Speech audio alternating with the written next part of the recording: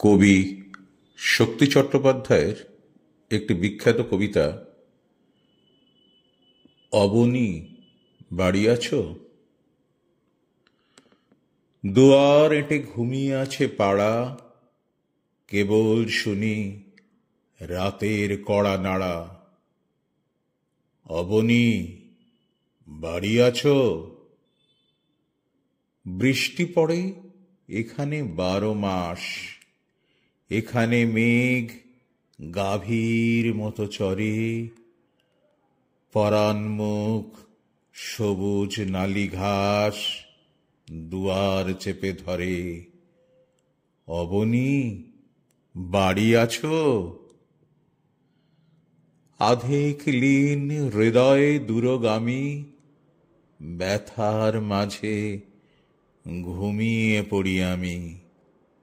সহসা শুনি রাতের কড়া নাড়া। অবনী বাড়ি আছো। অবনী বাড়ি আছো।